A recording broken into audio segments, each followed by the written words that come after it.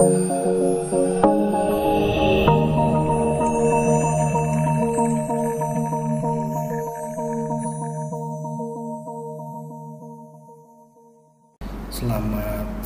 datang kembali bersama saya di mata kuliah Algoritma dan Struktur Data ya. Pada pertemuan yang kedua kita akan membahas sedikit mengenai pengenalan bahasa pemrograman ya. Nah, seperti minggu yang lalu bahwa saya menggunakan bahasa pemrograman C++ ya. Sedikit sejarah mengenai bahasa pemrograman C++ ya. Ini adalah sebuah bahasa pemrograman yang dikembangkan oleh Brian Kernighan dan Dennis Ritchie. Nah, bahasa C kemudian disempurnakan lagi oleh Bergen Stroustrup pada tahun 80 ya, menjadi C with classes dan berganti nama menjadi C++ pada tahun 83. Nah, bahasa pemrograman C++ ini yang akan kita gunakan ya, karena nantinya bahwa C++ itu ada penyempurnaan atau pengembangan dari bahasa C dengan menambahkan object oriented programming ya, yang sering kita kenal dengan istilah OOP ya, yang bertujuan untuk membantu membuat dan mengelola program yang besar dan kompleks. Kemudian ada juga bahasa pemrograman Visual Basic ya. Nah, itu Anda sudah dapat di semester 1 ya, dimana ya tampilannya sudah berbasis Graphical User Interface atau GUI ya. Baik, kembali ke bahasa pemrograman C++ ya. Nah, setiap bahasa pemrograman itu mempunyai ciri dan struktur program tersendiri ya. Struktur program menjadi bagian dari program yang akan dibuat, dan struktur dari program itu memberikan gambaran yang luas bagaimana bentuk dari program itu secara keseluruhan, secara umum. Nah, kalau di bahasa pemrograman C++, bentuk umumnya itu ya, yang pertama ya, ada void main ya, buka kurung tutup kurung, baru diawali dengan buka kurung kurawal ya, baru kita masukkan statement ataupun sintak yang ada di dalamnya, dan program ini diakhiri dengan tutup kurung kurawal. Nah, ini adalah bentuk dari model bahasa pemrograman C++. Sebagai contoh, misalkan di sini ya. Nah, di sini kalau kita lihat ya, sesuai dengan strukturnya ya, ada void main di situ, kemudian diawali dengan buka kurung kurawal dan tutup kurung kurawal ya. Nah, baru di situ ada statement.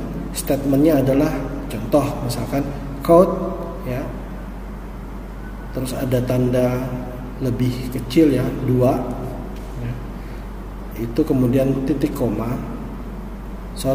bukan titik koma, petik ganda, itu selamat belajar C++, baru diakhiri dengan petik ganda dan titik koma. Kemudian ada perintah get, buka kurung tutup kurung titik koma, baru diakhiri dengan tanda kurung kurawal.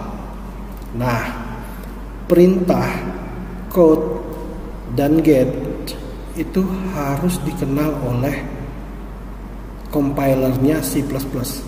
Nah, oleh sebab itu C++ punya yang namanya semacam library ya, di mana library itu harus dipanggil ya, dimasukkan ke dalam listing programnya ya, sehingga perintah code dan perintah get itu dikenal oleh C++. Nah, di mana dia posisinya itu ada di atas ya, di situ ada tanda pagar include ya, terus kemudian tanda lebih kecil iostream.h, terus diakhiri dengan tanda lebih besar.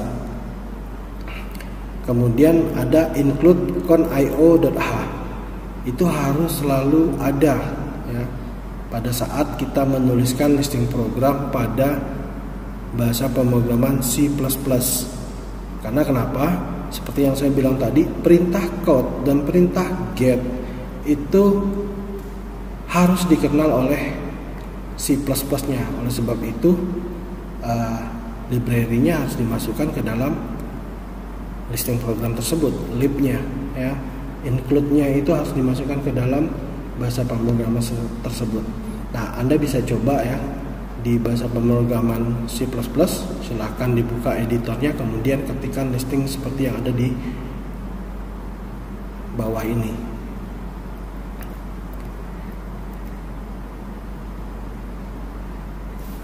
Oke, saya lanjut ke tipe data.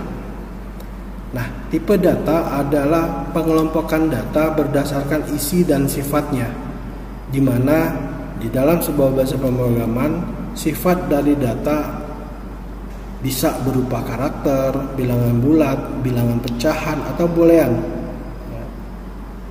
Nah, di mana tipe data biasanya selalu berpasangan dengan variabel.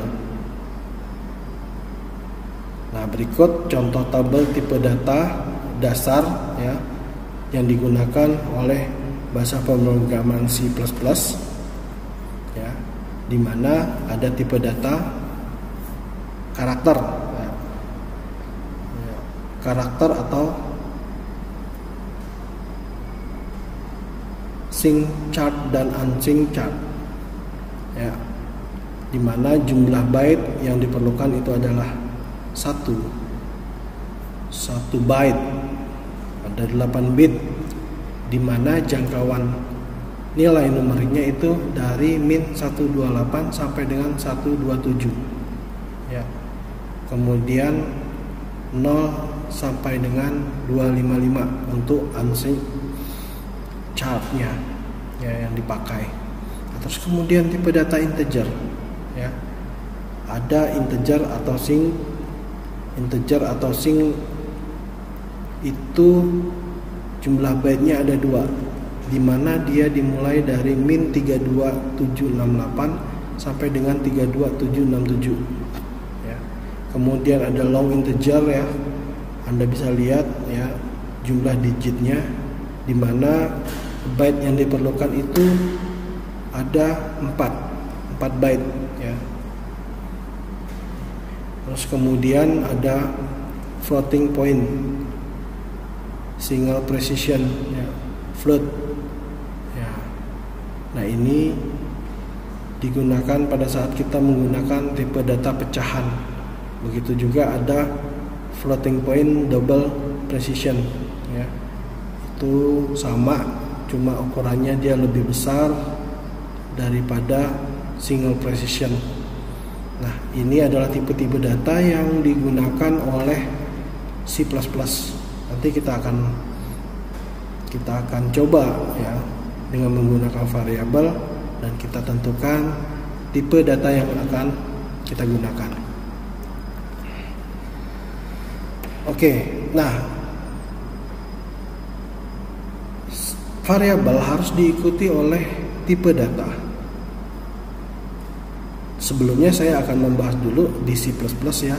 Secara umum variabel itu merupakan simbol atau lambang yang mempunyai nilai ya, ada value-nya, ada nilainya, di mana secara teknis dalam pemrograman yang dimaksud, variabel adalah area atau tempat di dalam memori komputer yang isinya bisa diubah-ubah, yang digunakan untuk menampung suatu nilai.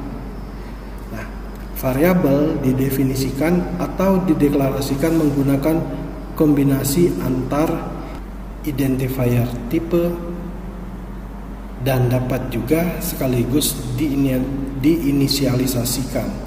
Artinya kita memberikan sebuah nilai awal. Nah, nama dari variabel itu tergantung dari programmernya, atau kita bisa membuat penamaan sesuai dengan yang kita inginkan. Tetapi ada beberapa aturan dalam pemberian nama variabel. Yang pertama adalah tidak boleh sama dengan nama atau kata yang sudah disiapkan oleh komputer, atau kata tercadangnya, atau reserve word. Ya, jadi keywordnya dari C++ itu tidak boleh dijadiin nama sebuah variabel. Dan terus kemudian ya maksimum 32 karakter. Bisa lebih dari 32 karakter, maka karakter selebihnya tidak diperhatikan oleh komputer. Ya, artinya bahwa variabel itu diberikan space-nya itu sebanyak 32 karakter. Tapi biasanya penamaan variabel yang seperti saya sampaikan tadi, bahwa kita mencari nama yang mudah, yang gampang diingat ya. Jadi pada saat kita panggil kembali variabel tersebut, itu kita bisa langsung cepat mengingatnya. Oh, variabel ini digunakan untuk apa? Nah, kemudian variabel khusus untuk C++ dia membedakan antara huruf besar dan huruf kecil ya, atau bahasa komputernya itu adalah case sensitive. Jadi dia membedakan antara huruf kecil dan huruf besar ya. Nah, karakter pertama harus huruf atau karakter garis bawah. Kita bisa menggunakan underscore.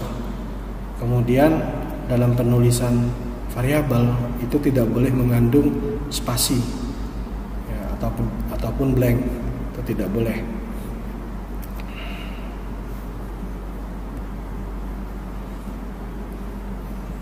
Nah, di sini adalah bentuk pendeklarasian variabel ya. Di sini variabel harus diikuti dengan tipe data. Jadi kita sebut tipe datanya baru nama variabelnya ya, atau tipe datanya baru kemudian nama variabelnya apa disertai dengan nilainya, nilai variabel. Nah, kita langsung aja ke contoh ya. Yang pertama itu ya, kita kasih sebuah nama programnya ya. Anda buka C++-nya, kemudian kasih nama filenya itu variabel.jpp ya. Nah, di sini ya kita lihat ya, seperti pada penjelasan saya sebelumnya, bahwa selalu diikuti dengan include iostream, include conio.h ya. Itu fungsinya untuk mengenali perintah yang ada di C++ untuk perintah code dan gets. Oke, terus kemudian ada void main, buka kurung kurawal. Nah, kita lihat kita sudah bermain variabel di sini. Setelah void main ya, itu kita deklarasikan terlebih dahulu variabelnya. Di sini nama variabelnya adalah bulat, sedangkan tipe datanya integer. Anda bisa lihat di situ int bulat. Jadi int adalah tipe datanya, bulat adalah nama variabelnya. Kemudian float pecah. Float nama dari tipe datanya, pecah adalah nama dari variabelnya. Tetapi ini sudah didefinisikan, di mana bulat sama dengan 10, pecah sama dengan 2,5. Nah, pada saat kita mau mencetak hasilnya, kita tinggal ketik perintah code ya, terus petik ganda, isi bilangan bulat, titik 2, petik ganda. Nah, di situ ada tanda lebih kecil ya, 2. Baru kita panggil nama variabelnya. Nama variabelnya apa? Bulat. Nah, berarti kita tulis di situ nama variabelnya, kita panggil variabelnya. Begitu juga yang kedua. Nah, backslash n itu artinya dia nanti pindah ke baris sebelum sesudahnya ya. Ada code ya, petik ganda, backslash n, isi bilangan pecahan, titik 2, petik ganda, kemudian tanda lebih kecil 2, kemudian kita panggil variabelnya pecah. Kemudian ada perintah get di situ. Jadi fungsi perintah get adalah untuk menghasilkan output dan kemudian dia berhenti sampai kita menekan sembarang tombol. Sedangkan code adalah perintah untuk mencetak gitu ya. Nah, sehingga output yang dihasilkan silahkan nanti Anda lihat ya. Silahkan buka C++-nya kemudian ketikkan listing ini. Nah, lihat prosesnya ya, kemudian kenapa bisa hasilnya seperti itu. Nah, itu harus Anda pahami ya. Nah, itu contoh dari penggunaan variabel dan tipe data di mana kita sudah memberikan nilai di dalamnya. Nah, ini juga sama ya. Silahkan Anda coba di komputer Anda masing-masing ya.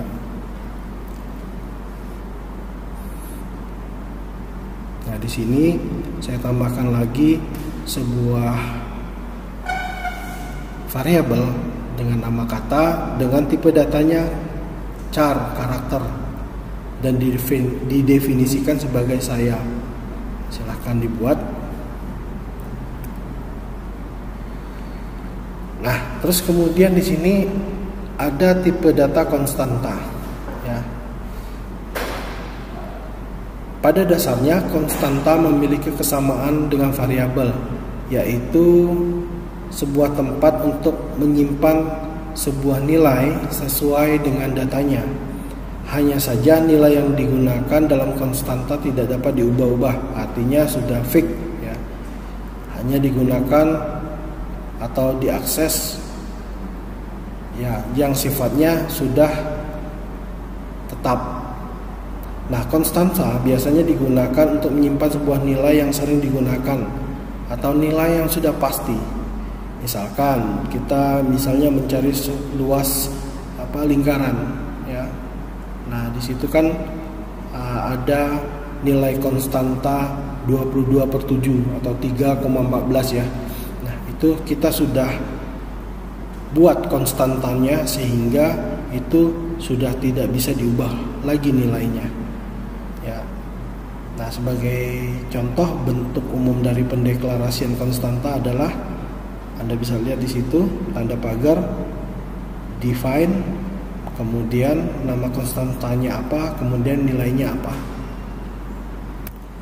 Nah, di sini Anda bisa lihat ya. Jadi letak daripada konstanta itu setelah include ya.